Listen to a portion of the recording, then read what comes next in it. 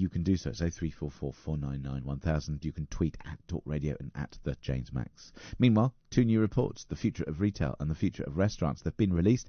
They reveal how retailers and restaurants survived during the pandemic, and also how things have adapted and been adapted to move forward. But also, how do we make sure that our high streets do have a future?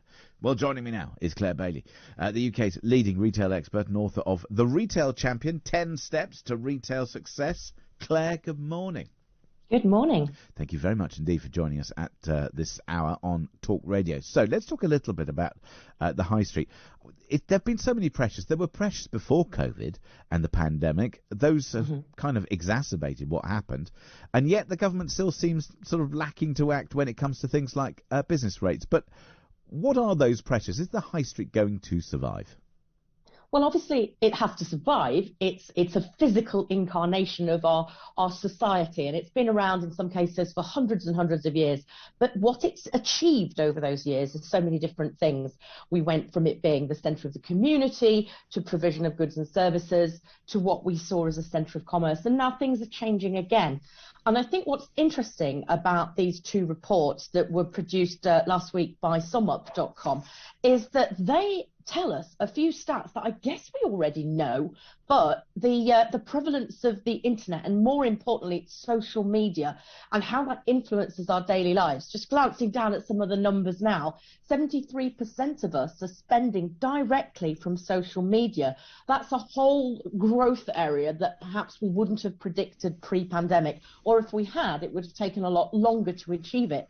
So I think what we're seeing now is almost a lot of pressure on the businesses who occupy physical premises to integrate the digital side of things, whether that be e-commerce, whether that be table-based booking systems, payment solutions, and of course social media as part of the whole, so that the physical and the digital sit together more harmoniously and things are done quite differently. And one of those aspects, which a lot of people who run small business may not necessarily be aware of, but the algorithms that have been created, if you like, to monitor our every move, they are incredibly effective. So if you have been searching for, Sunday lunches, if you've been searching for local restaurants or a certain kind of cuisine or otherwise, if you have then put your business on the map to pick up that kind of search, it will be focused and targeted, and it can really be done very, very effectively. In the past, people have said, oh, come on, do some advertising.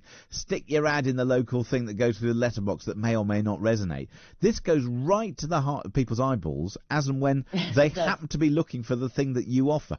This is really important, particularly for small business, isn't it? Oh, so important. And actually, another stat that I saw was that 72% of us are spending up to 3 hours a day scrolling things like Facebook and Instagram. So from a small business point of view, the game's changed, and they have to be on Google Maps, for instance. They must really be posting daily on social platforms. And the disconnect that I see, and possibly one of the threats, the bigger threats, is not that the internet is being used. This report goes on to say, let me glance, 97% of us make purchases every month online. But that already was happening. This isn't new news. It's more the case that there's a huge skills divide between the owners of small businesses, the managers of small businesses, compared to the corporates who have whole teams of people who do digital marketing and know how to make this stuff work for them. And I think that's the biggest risk, really, to the high street, is not whether it's digital or physical, but it's the fact that people don't understand how to make it work. Is the biggest opportunity that there is a kind of a void on the high street available for someone or some people to pick up, which is, if you are a big international corporation, you will probably be looking at high streets, and there's an opportunity there. We've seen the likes of the big internet retailers opening up physical stores because they're it's a marketing tool. We've also seen very successful local businesses that in the past got squeezed, and then we saw the high street multiples, and they were seen as the big players.